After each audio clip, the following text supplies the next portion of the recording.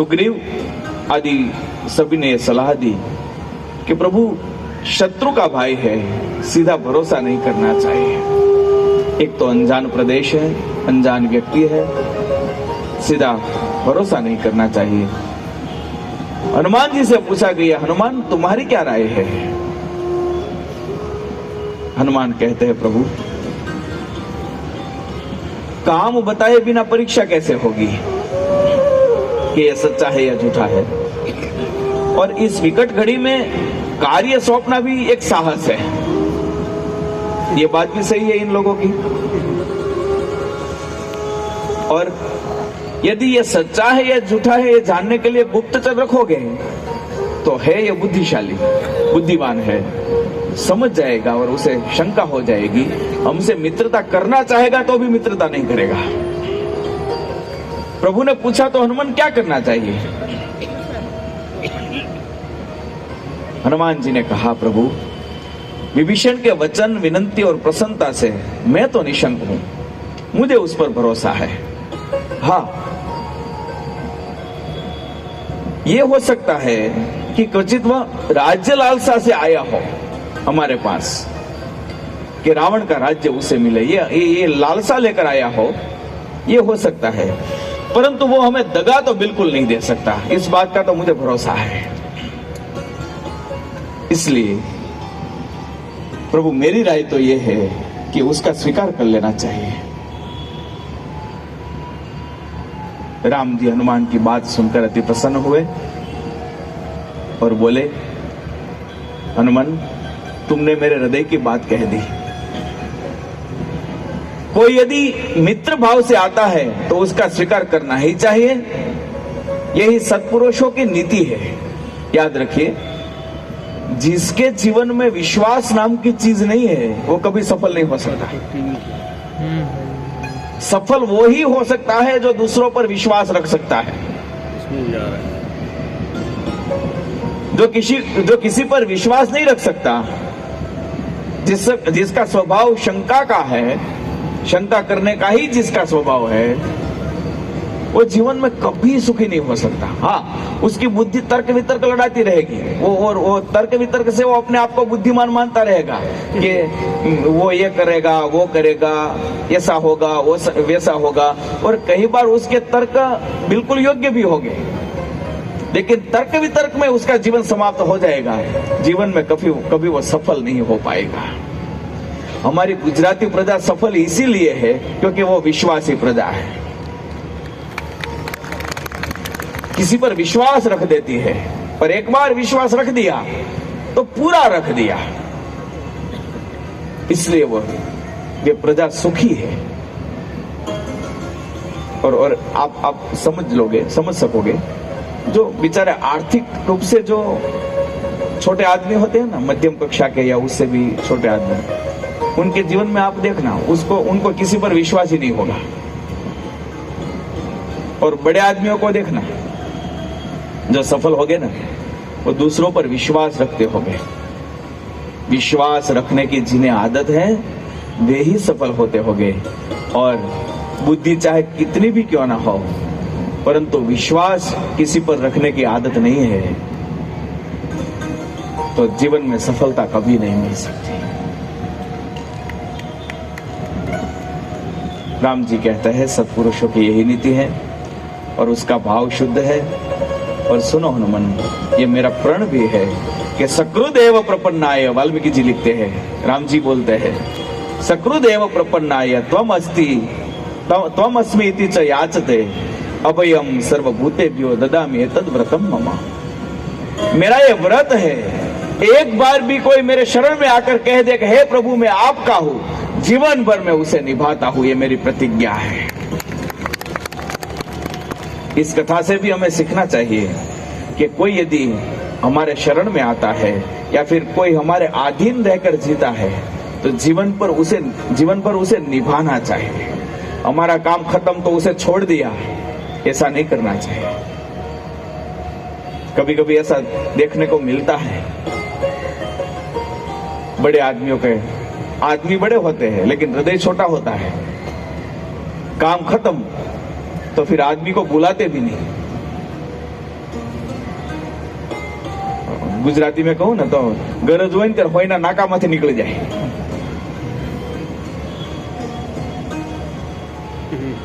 जैसे ही काम खत्म हो जाता है फिर सामने मिले ना, तू कौन भाई, बुलाता भी नहीं है ना. ऐसा नहीं करना चाहिए. ये इंसानियत नहीं है हमारी, ये मानवता नहीं है.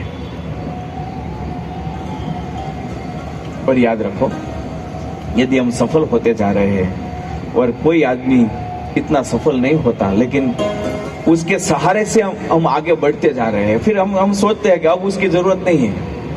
लेकिन सफलता एक सीढ़ी है. सीढ़ी में ऊपर चढ़ते जाओगे तो वो आदमी शायद नीचे रहता जाएगा, लेकिन जीवन में कभी पूरी जिंदगी एक जैसे व्यतीत नहीं होती. जीवन में उतार चढ़ाव आते रहते हैं. जब उतरने की बारी आएगी ना, तो उसी सीढ़ी से नीचे उतरना है. वो सामने ही खड़ा होगा. उसकी जरूरत पड़ेगी, अवश्य में वो पड़ेगी. इसलिए कभी जीवन में किसी को ठुकराना नहीं चाहिए, किसी के स्वाभिमान का हनन नहीं करना चाहिए. हर एक का अपना स्वाभिमान होता है, उस स्वाभिमान को समझना चाहिए. आपके परिवार में भी आपकी पत्नी हो या आपके बेटे हो, उनका भी अपना एक स्वाभिमान होता है. स्वाभिमान का कभी हनन नहीं करना चाहिए, तो आप जीवन में सफल हो पाओगे. राम जी कहते हैं, ये मेरा प्रण है. एक बार जो कहता है, हे प्रभु मैं आपका हूं, मैं जीवन भर उसे नहीं छोड़ता. वो चाहे मुझे छोड़कर चला जाए. गुणातीतानंद स्वामी ने अपनी बातों में कहा है, स्वामीनारायण संप्रदाय के महान संत गुणातीतानंद स्वामी ने अपनी बातों में कहा है कि भगवान स्वामीनारायण ऐसा कहते थे कि यदि भूत हमारे शरीर में आता है तो वो नहीं छोड़ता, तो मैं तो भगवान हूं, मैं कैसे छोड़ूंगा आपको. भूत नहीं छोड़ता तो मैं कैसे छोड़ूंगा. हम भगवान को छोड़ देते हैं, लेकिन एक बार जो भगवान का हो गया, भगवान उसे कभी नहीं छोड़ते हैं, कभी नहीं छोड़ते हैं.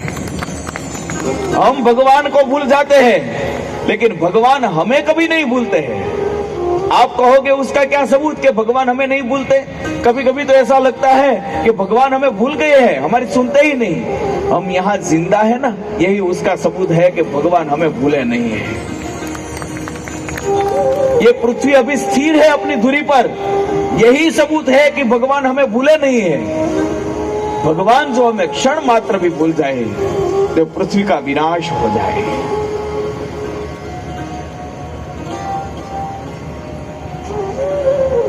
आखिर राम ने विभीषण का स्वीकार किया, गले लगाया और समुद्र जल मंगवा के वहीं पर विभीषण का राज्याभिषेक कर दिया लंका की गद्दी पर.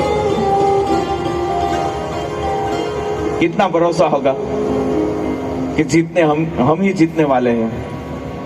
याद रखिए, कोई भी कार्य करे ना, भरोसे के साथ ही करे. जो भरोसे के साथ कार्य करता है, उसके कार्य में अवश्य में वो भगवान सम्मिलित होते ही है. लेकिन कई ऐसा होता है ना, कई लोग ऐसे होते हैं कि कार्य का आरंभ करते हैं, होगा तो करेंगे, नहीं तो कुछ नहीं. ये कायर की निशानी है. शूरवीर जो भी कार्य प्रारंभ करते हैं, पूरे भरोसे के साथ करते हैं. ये कार्य पूर्ण होगा ही, और वो कार्य पूर्ण होकर ही रहता है. होगा तो करेंगे, नहीं तो कुछ नहीं, तो नहीं होता. और यदि होगा तो आनंद भी नहीं आएगा. पूर्ण यदि सफल होगा तो इतना आनंद भी नहीं आएगा. राम ने राज्याभिषेक करवाया. फिर विभीषण से पूछा राम ने कि विभीषण, आप राक्षसों के बीच धर्म कैसे रख सके, हमारा भजन कैसे कर सकते हैं. विभीषण जी ने कहा, प्रभु आपकी कृपा से ही सब होता है. राम कहते हैं, आप जैसे साधु के लिए ही मैं अवतार धारण करता हूं. इस पृथ्वी पर आने का कारण बस आप जैसे भक्त ही है.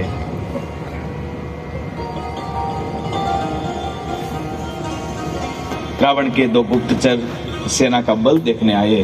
विभीषण ने पहचान लिया और पकड़ लिया, राम के पास लेकर आए. राम ने उसे छोड़ दिया. रावण के पास जाकर सीता को लौटाने को कहा कि वानर दल का बल तो बहुत है रावण, हमारी शक्ति उनके आगे कुछ नहीं है। ऐसे शक्तिशाली वे सब वानर है, इसलिए हमारा हित उसी में है कि सीता को लौटा दो। शत्रु बलवान है इसलिए युद्ध नहीं करना चाहिए, लेकिन रावण ने उनका अपमान कर उन्हें निकाल दिया। और क्या रावण बोला अभिमान से कि मेरा अन्न खाते हो और मेरी बुराई करते हो और दुश्मन की प्रशंसा करते हो, जाओ निकल जाओ यहां से। अपमान करके निकाल दिया। दूसरे दो गुप्तचर भेजे रावण ने, उन्होंने भी राम के बल की प्रशंसा की। रावण अब चिंतित हुआ कि ये सब राम के बल की ही प्रशंसा करते हैं, उनकी शक्ति की प्रशंसा करते हैं। मंत्रियों को बुलाया, मंत्रियों से सब बात की कि हकीकत क्या है, क्या करना चाहिए। तो मंत्रियों ने भी यही सलाह दी रावण को कि प्रभु यदि आप हमारी माने तो सीता को लौटा देना चाहिए। बिना कारण युद्ध का न्योता देने का कोई लाभ नहीं है, इसलिए सीता को लौटा दे, इसी में हम सबकी भलाई है। रावण न माना, हठाग्रह किया और बोला यदि सर्वलोक का भय होगा तो भी मैं सीता को नहीं लौटा दूंगा। पूरा ब्रह्मांड मेरा शत्रु हो जाए तो भी मैं सीता को तो नहीं लौटाऊंगा। ऐसा कहके दरबार से वो निकल गया और सीता को मनाने के लिए सीता जी के पास अशोक वन में पहुंच गया। मनाने का बहुत प्रयत्न किया लेकिन सीता न मानी और आखिर अयोध्या में एक विद्युत जीव नामक राक्षस था, जो कलाकार था, जो एक अच्छा कारीगर था।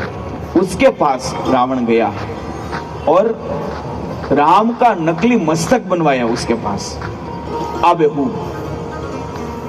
राम का हूबहू मस्तक उसने बना कर दिया और रावण वो मस्तक लेकर सीता के पास आया और सीता के गोद में वो मस्तक फेंका और अट्टहास्य करते हुए बोला, सीते देख तेरे राम को मैंने मार डाला, ये ले उसका मस्तक। ये कहकर सीता की गोद में फेंका। जैसे ही प्रभु का मस्तक देखा सीता जी दुखी हो गई, विलाप करने लगी और रावण के सामने देखकर बोली, तृण की आड़ रखकर, रावण मेरे स्वामी का मस्तक तूने काट दिया, ले अपनी तलवार से अब मेरा मस्तक भी काट दे ताकि तुझे चैन पड़ जाए। उसी वक्त रावण अभी कुछ बोले उससे पहले रावण का मंत्री एक प्रहस्त नामक था, उसने संदेशा भिजवाया कि रावण त्वरित सभा में आए। संदेशा पाकर तत्काल रावण सभा में गया। तो इस तरफ सूरमा नाम की राक्षसी ने सीता को सत्य बता दिया, सीता तू चिंता मत कर, राम और लक्ष्मण जीवित है और उनका कोई कुछ नहीं बिगाड़ सकता। रावण की शक्ति नहीं है कि राम और लक्ष्मण का कुछ बिगाड़ सके, इसलिए तू चिंता न कर। सीता आश्वस्त हुई। इस तरफ रावण सभा में गया तो सभा में रावण के नाना माल्यवान आए हुए थे। बहुत सज्जन थे राक्षस कुल के, लेकिन सज्जन थे। माल्यवान ने भी रावण को यही सलाह दी कि रावण मेरी बात मानो, सीता को लौटा दो, इसी में सबका हित है, नहीं तो कुल सहित हम सब नाश हो जाएंगे। लेकिन रावण ने अपनी हठ न छोड़ी, माल्यवान का अपमान कर दिया, उसका मान न रखा, उसका वचन न रखा। माल्यवान वहां से विदा हो गए, सभा छोड़ के चले गए। इस तरफ सुबेल पर्वत पर प्रातः विधि के पश्चात श्री राम जी ने सभा बुलाई समुद्र किनारे पर।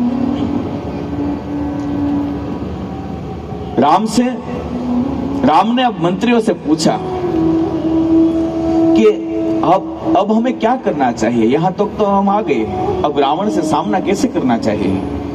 तब जामवान ने कहा, प्रभु वाली कुमार अंगद को हम दूत बनाकर भेजे, अंगद समाचार लेकर आएंगे और हमारा संदेशा रावण तक पहुंचाएंगे, तब आगे की नीति हम तय कर सकते हैं। सबको यह सुझाव अच्छा लगा।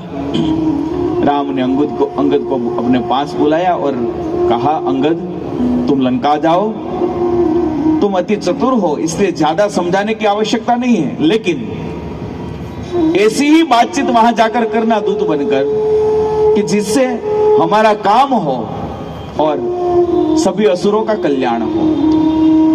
किसी का खराब हो, किसी का बुरा हो, ऐसा कोई कार्य न करना। भक्तों, सज्जनों की यही सज्जनता है। अपना काम हमें अवश्य करना चाहिए, लेकिन किसी का काम बिगाड़कर हमें अपना काम नहीं करना है। ये सज्जनता है, प्रभु की ये प्रभुता है। अंगद को यही सलाह दी, वहां जाओ, हमें सीता रावण से अवश्य वापस लेनी है, लेकिन उसमें कोई निर्दोष व्यक्ति मर जाए ये हम नहीं चाहते। कुरुक्षेत्र के युद्ध में भी भगवान श्री कृष्ण ने युद्ध रोकने का बहुत प्रयास किया था। एक दुर्योधन की भूल के कारण निर्दोष लोग मारे जाए ये मैं नहीं चाहता। कृष्ण ने बहुत प्रयास किया था। याद रखिए, कई कहते हैं कि जो नास्तिक होते हैं ना, वो ऐसा कहते हैं कि यदि वे भगवान ही थे तो इतने बड़े युद्ध क्यों करवाए, इतने लोगों को क्यों मरवाया। उन्होंने कभी हमारे ग्रंथ पढ़े ही नहीं है। पढ़ो कभी रामायण, पढ़ो कभी महाभारत, तो पता चले भगवान राम और भगवान कृष्ण कितने उदार हृदय वाले थे, कितना क्षमाशील इनका स्वभाव था। युद्ध करना उनका स्वभाव नहीं था, लेकिन जब अनिवार्य हुआ तभी उन्होंने युद्ध किया है। नहीं तो जीव प्राणी मात्र को वे क्षमा ही करते रहते थे। अंगद जाओ, हमारा हित हो, हमारा काम हो और उनका कल्याण हो, ऐसी बातचीत करना। राम जी को वंदना कर आशीर्वाद लिए और अंगद लंका के दुर्ग के ओर चल पड़े। लंका में प्रवेशते ही रावण का पुत्र मिल गया। अभी किशोरावस्था का था। बात बात में झगड़ा हो गया अंगद और रावण के पुत्र के बीच में। उसने अंगद को लात मारने के लिए पैर उठाया, लेकिन जैसे ही रावण के पुत्र ने पैर उठाया, अंगद ने उसका पैर पकड़ लिया और पैर पकड़कर उठाकर गोल गोल घुमाकर जोर से पटका। जैसे ही पटका नीचे, वो राक्षस मर गया। एक एक वानर में कितनी ताकत थी। भाग गए सब, उसके साथ जो राक्षस थे इधर उधर भागने लगे। तुलसीदास जी तो ऐसा लिखते हैं कि बाकी जो राक्षसगण थे वो चुपचाप भागने लगे, डर के मारे चीख भी ना पाए, चिल्ला भी ना पाए, चुपचाप भागने लगे। इधर उधर सब हो गए। नगर में बात फैल गई कि लंका को जलाने वाला फिर से आ गया है, वही वानर है। क्योंकि दिखते सब एक जैसे थे, पता नहीं था कि ये अलग है। कभी कभी ऐसा होता है, हमारा ये यूनिफॉर्म है ना, एक जैसा यूनिफॉर्म सब संत का, तो हमारे साथ भी कभी कभी ऐसा होता है, पहचान नहीं पाते। एक बार हम लगभग 4 साल हो गए, हम पुलाश्रम यात्रा में गए थे। तो वहां काठमांडू पोखरा में रैन बसेरा करने के लिए, रात्रि ठहरने के लिए एक होटल के रूम्स बुक किए थे। लेकिन हमारा क्या होता है कि कम खर्च में ज्यादा काम हो जाए, ऐसा हम करते हैं ताकि हरि भक्तों पर ज्यादा बोझ न आए। और वो जो होटल थी ना, वो 3 स्टार थी, बेड टू बेड ही वो सबको देते थे। लेकिन हमने क्या किया, हम थे 35 आदमी और रूम लिए केवल 10। उनको पता नहीं था कि ये 35 संत है। फिर ऊपर जाए, एक साथ जाएंगे तो पता चल जाएगा। तो फिर हमने क्या किया, पहले 10 गए, 4 वापिस आए, फिर 10 ऊपर गए, 4 वापिस आए। रिसेप्शन पर जो बैठा था ना, वो देखता ही रह गया, जाता है आता है, ये कौन जाता है कौन आता है, कोई पहचान ही नहीं पाया, क्योंकि सबके एक जैसे ड्रेस थे। पूरी रात बीत गई, पहचान नहीं पाया वो। लंका वासियों के साथ भी ऐसा ही हुआ। वो पहचान नहीं पाए कि ये अलग वानर है। पूरी लंका में बात फैल गई कि लंका को धराने वाला फिर से आया है और रावण के पुत्र को मार डाला है।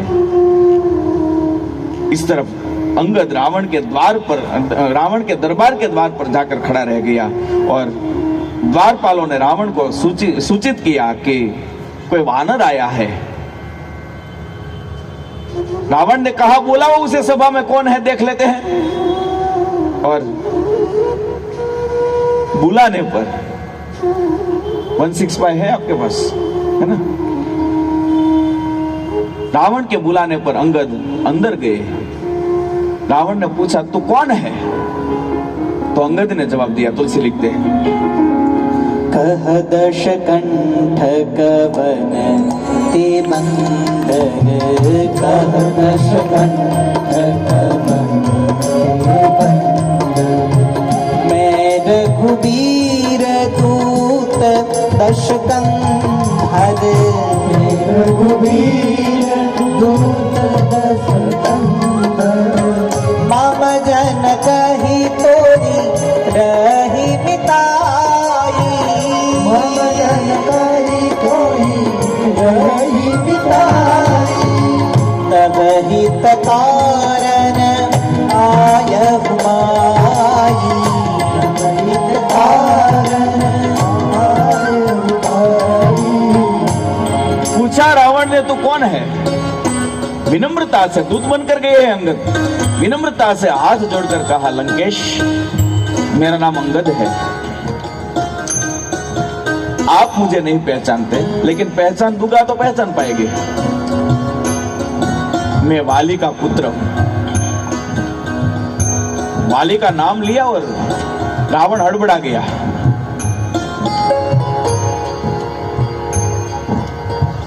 और अंगद कहते हैं, हे लंकेश, आपका भी उत्तम कुल है, पुलस्त्य मुनि के आप पौत्र है।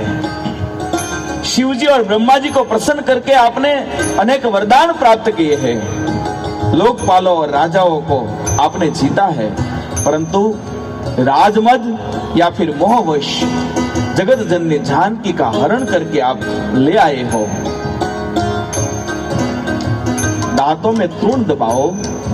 अंगद जी कहते हैं, लंकेश, आप अब एक काम करो, दांतों में तृण दबाओ, गले में कुल्हाड़ी डालो और कुटुंब और स्त्रियों के साथ जानकी को आगे करके आप भय मुक्त होकर उन श्री राम के चरण में आ जाओ और आर्तनाद से प्रार्थना करो। तो प्रभु तो बहुत कृपालु है, आप केवल प्रार्थना करोगे और आप निर्भय हो जाओगे।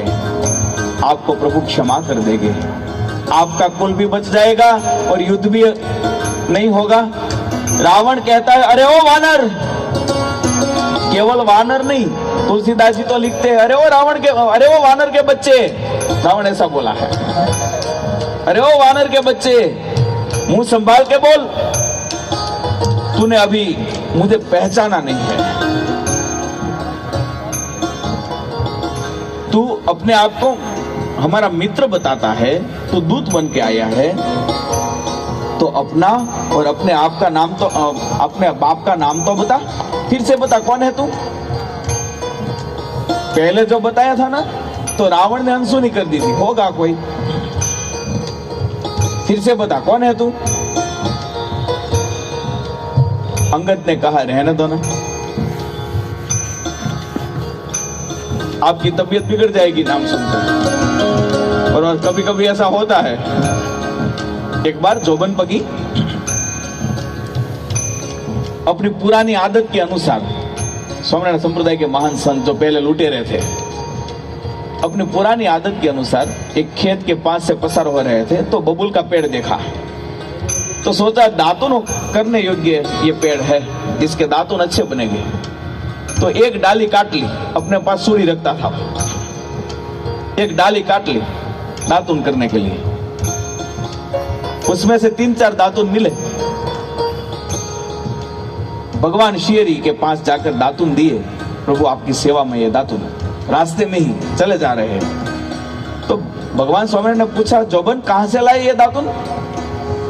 यही जो खेत था, उस खेत के छोर पर बबूल का पेड़ था, उसमें से काट लिया। भगवान स्वामिनारायण कहते हैं उस खेत के मालिक से पूछा, और भगवान स्वामिनारायण की स्पष्ट आज्ञा है, शास्त्र की स्पष्ट आज्ञा है, जो चीज मालिकी की हो उसके मालिक के पूछे बिना काष्ठ जैसी तुच्छ चीज भी नहीं लेनी चाहिए, वरना वो चोरी ही कहलाता है। चाहे हीरे की चोरी करो या सामान्य काष्ठ की चोरी करो, दोष तो दोनों का समान ही लगता है, दोष तो दोष ही है। पूछा उस खेत के मालिक को, उस किसान को, ना प्रभु मैंने नहीं पूछा। अब इस बबूल में क्या पूछना? भगवान श्री कहते हैं ना, ऐसा नहीं चलेगा, जाओ जाकर ये दातुन उसे वापस दे दो। एक दिन जिसके नाम का तीर चलता था, भगवान श्री की आज्ञा पाकर, भगवान श्री की मर्जी समझकर, उनकी इच्छा समझकर वो किसान के पास गया और बड़ी विनम्रता से पैर छूकर वंदन करके कहा, लीजिए, भूल से, गलती से मैंने आपके खेत के छोर पे जो बबूल का पेड़ खड़ा है ना, उसमें से एक डाली काट के दातुन बनाए थे, लेकिन मेरी गलती हो गई, आप इसे वापस ले लीजिए। लेकिन कभी कभी क्या होता है कि हम विनम्र होते जाते हैं ना, तो जिसकी कैपेसिटी नहीं है ना, वो गर्म होते जाते हैं। जिसकी कैपेसिटी नहीं होती ना, ऐसे लोग गर्म होते जाते हैं। विनम्रता कहाँ कितनी रखनी चाहिए ना, ये भी सीखना पड़ता है। जोबन पगी ने एकदम विनम्र होकर वो दातुन वापस दे दिए, लेकिन वो किसान गर्म हो गया, क्रोधित हो गया और बोला, किससे पूछकर तूने काटा था? तेरी हिम्मत कैसी हुई मेरे बबूल के पेड़ से दातुन काटने की? किससे पूछकर काटा था? जोबन ने हाथ जोड़े, भाई साहब गलती हो गई, क्षमा कर दीजिए, दोबारा नहीं होगा। नहीं, तूने पूछा किससे? काटे ही क्यों तूने? कौन है तू? बोल, कौन है तू? तेरी हिम्मत कैसे हुई? मैं कौन हूं ये मत पूछो ना, रहने दो, ये गलती हो गई, जाने दो ना। नहीं, तू है कौन? तेरी हिम्मत कैसी हुई? मेरे बबूल के पेड़ में से दातुन काट लिया, कौन है तू? नाम मत पूछो। अरे बता तो अपना नाम, कौन है? धीरे से जोबन ने कहा, मैं जोबन भाया पगी। जैसे ही नाम बोला, उसने जो धोती पहनी थी ना, कलर चेंज हो गया।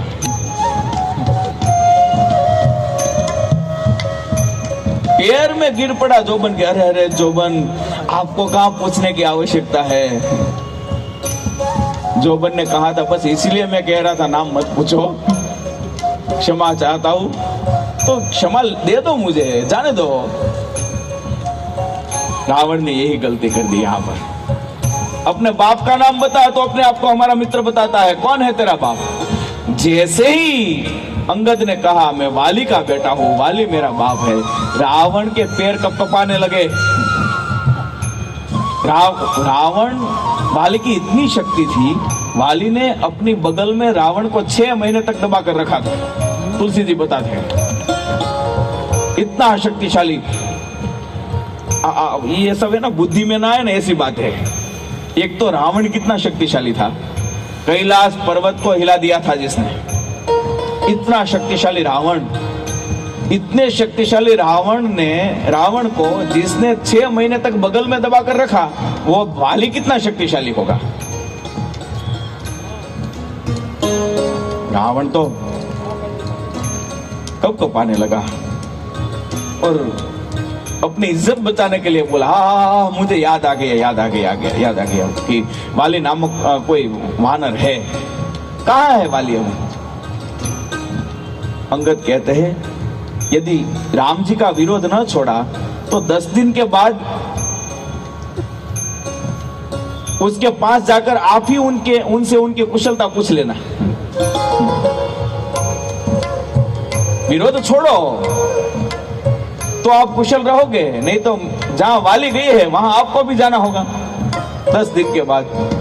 रावण कहते हैं, अंगद तू दूत बनकर आया है, इसलिए ये सब मैं सुन रहा हूं, सह रहा हूं, क्योंकि मैं नीति और धर्म को जानता हूं। अंगद ने कहा, आपके धर्म ज्ञान को मैंने देख लिया है। सीता को हर कर ले आना ये कोई धर्म है? सीता का हरण करके ले आए, उठा कर ले आए, ये कोई धर्म है आपका? इसलिए धर्म की बात आप न करें तो ही अच्छा है। और सुनिए धर्म क्या होता है, ये समझने के लिए, जानने के लिए एक बार राम की शरण में आना पड़ता है। ऐसा कहकर अंगद ने राम, लक्ष्मण, हनुमान, सुग्रीव, जामवान आदि के पराक्रम का वर्णन कर दिखाया। रावण ये सब इतने पराक्रमी है कि आपकी राक्षस सेना को चुटकियों में मल देंगे। आपके बाहुओं पर आपको जितना भरोसा है वो सब भरोसा ये सब मिलकर तोड़ देंगे, इतने ये सब पराक्रमी है। और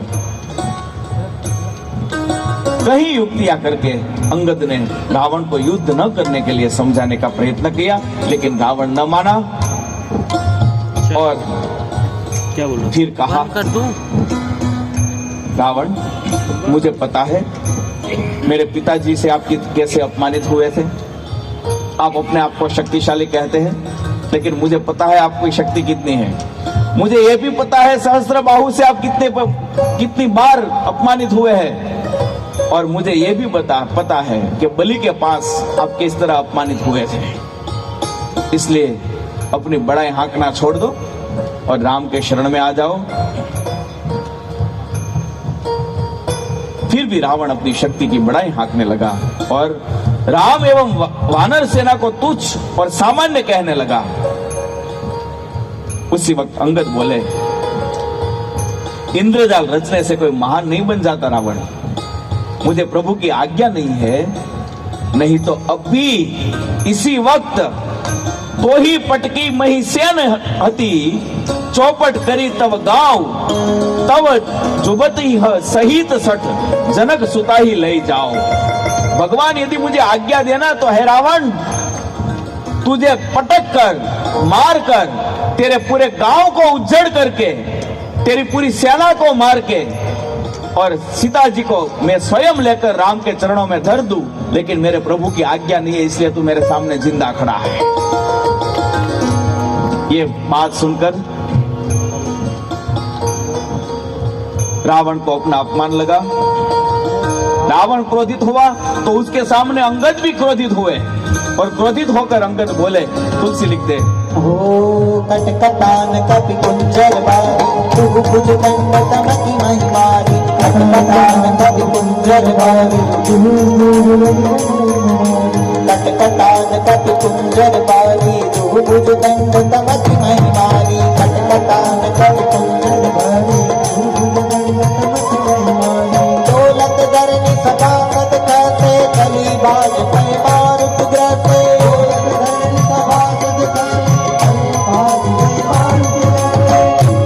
अंगद क्रोधित हुआ और क्रोधित होकर दांत खटखटाए और दांत खटखटाकर रावण की ओर दौड़ा और रावण की ओर दौड़ के एक चपाटा रावण के गाल पर लगाया।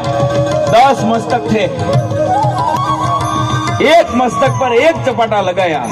रावण हड़बड़ा गया, पृथ्वी पर गिरने ही वाला था, गिरते गिरते संभल गया, लेकिन रावण के 10 मस्तक से मुकुट नीचे गिर गए।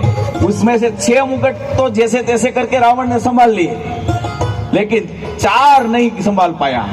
4 मुकुट पृथ्वी पर पड़ गए, नीचे गिर गए और नीचे गिरे हुए मुकुटों को अंगद ने उठाया और एक के बाद एक चारों को राम के चरण में फेंक दिया, सीधे राम के पास, रावण के चारों मुकुट। और अपने आप को संभालते संभालते रावण बोला, इस वानर को पकड़ लो, मार डालो इसे, सभी राक्षस मेरा मुंह क्या ताक रहे हो, दौड़ो सब। और सुनो मेरी बात, केवल इस वानर ने कहीं भी कोई रीछ दिखे, कोई वानर दिखे, सबको मार डालो और खा जाओ उसे। रावण चिल्लाने लगा। उसी वक्त अंगद हंसने लगे और रावण का बहुत उपहास किया। उपहास करते करते अंगद बोले, अरे रावण पगला गए हो क्या? ऐसे चिल्लाने से कोई काम नहीं बनेगा। तेरी लंका को फल के माफक चबा जाऊं, परंतु मेरे स्वामी की आज्ञा नहीं है। और आखिर अंगद ने कहा, तू बातें बड़ी बड़ी करता है, परंतु मेरा एक चरण भी यदि उठा सकता है तो उठा के दिखा, और यदि मेरे चरण को तो उठा पाया तो जा, मैं तुझे वचन देता हूँ, केवल मैं ही नहीं लेकिन मेरे स्वामी राम भी सीता को तेरे पास छोड़कर वापिस अयोध्या चले जाएंगे। जा, मैं वचन देता हूँ। ऐसा कहकर अंगद ने अपना एक पैर पृथ्वी के साथ जड़ दिया, खंबे की माफी, और खड़ा रह गया अंगद। रावण, आ उठा, तेरे में यदि ताकत है तो हिला कर दिखा मेरे पैर को। रावण ने उपहास किया और कहा, अंगद मैं तो क्या, ये काम तो मेरे ये छोटे छोटे राक्षस कर देंगे। एक के बाद एक सभी राक्षसों ने आकर प्रयत्न किया, जितनी जिसमें ताकत थी सब ताकत लगाकर प्रयत्न किया, किसी की नहीं चली। रावण अंगद का पैर उठाने की बात तो एक और रही, हिला भी न पाए। सब राक्षस एक साथ आए, सब ने एक साथ अपनी ताकत लगाई, फिर भी अंगद का पैर हिला न पाए। रावण का गर्व चूर होने जा रहा था, लेकिन फिर भी अपनी इज्जत बचाने के लिए, चूंकि हृदय से हार गया, इतने सारे नहीं उठा पाए तो मैं कहां उठा पाऊंगा, हृदय से हार गया था, फिर भी अहंकारवश रावण स्वयं अंगद के पास गया और उसका पैर उठाने का प्रयत्न किया।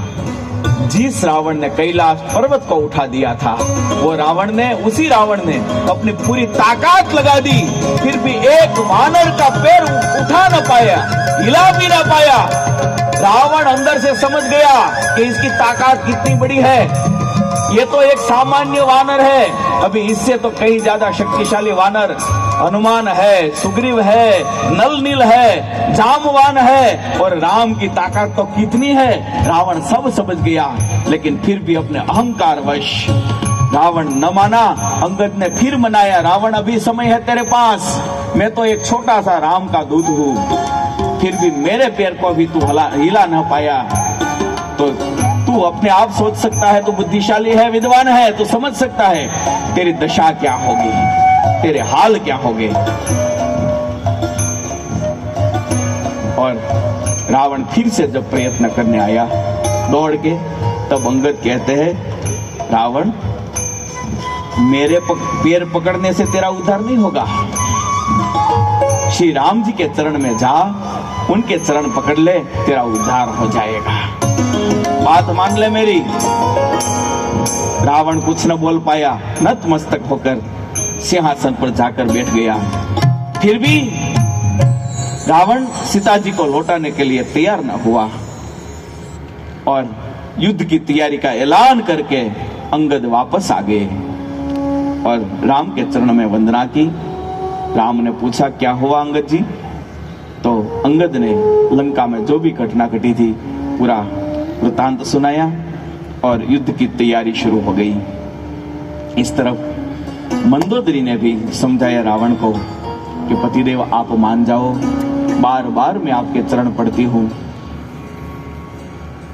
मेरा सुहाग मिट जाएगा, मेरा सौभाग्य मिट जाएगा, कुल सहित सबका नाश हो जाएगा, कोई जलाने वाला भी नहीं बचेगा।